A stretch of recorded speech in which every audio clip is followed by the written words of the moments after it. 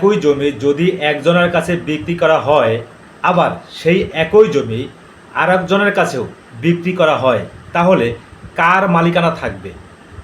যে আগে কিনেছে নাকি যে আগে রেজিস্ট্রি করেছে? এই প্রশ্নের উত্তর না জানলে জমি কিনে বড় বিপদে পড়তে পারেন। ভিডিওটি শেষ পর্যন্ত দেখুন।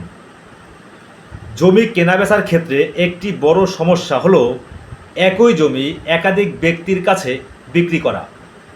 ধরুন একজন ব্যক্তি একই জমি প্রথমে ক্রয়ের কাছে বিক্রি করলেন, এরপর কিছুদিন পরে আবার সেই জমি খ ব্যক্তির কাছে বিক্রি করলেন।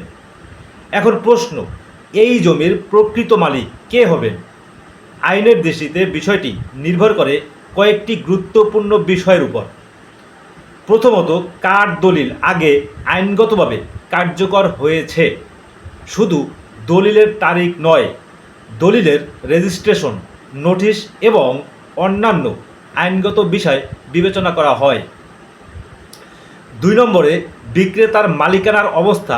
যিনি বিক্রি করেছেন তিনি কি তখনও জমির বৈধ মালিক ছিলেন?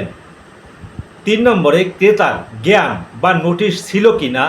দ্বিতীয় ক্রেতা কি জানতেন যে জমিটি আগে অন্য কারো কাছে বিক্রি হয়েছে?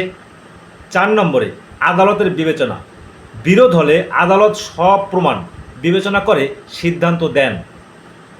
অনেকেই শুধু দলিল দেখে জমি কিনে ফেলেন, কিন্তু জমি কেনার আগে যাচাই করা জরুরি।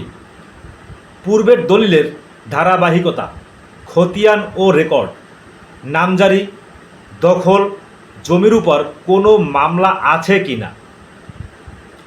জমি কেনার আগে শুধু রেজিস্ট্রি অফিসের দলিল দেখলেই হবে না, দেখতে হবে সেই জমির পুরো ইতিহাস।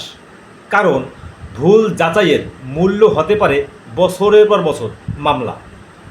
পরবর্তী ভিডিওতে জানবেন বাবার সম্পত্তি কি বাবা ইচ্ছে মতো একজন সন্তানকে দিয়ে দিতে পারেন। ভিডিওটি গুরুত্বপূর্ণ মনে হলে শেয়ার করুন, কারণ জমি সংক্রান্ত একটি সঠিক তথ্য অনেক বড় ক্ষতি থেকে বাঁচাতে পারে। ধন্যবাদ, আজকে পর্যন্তই।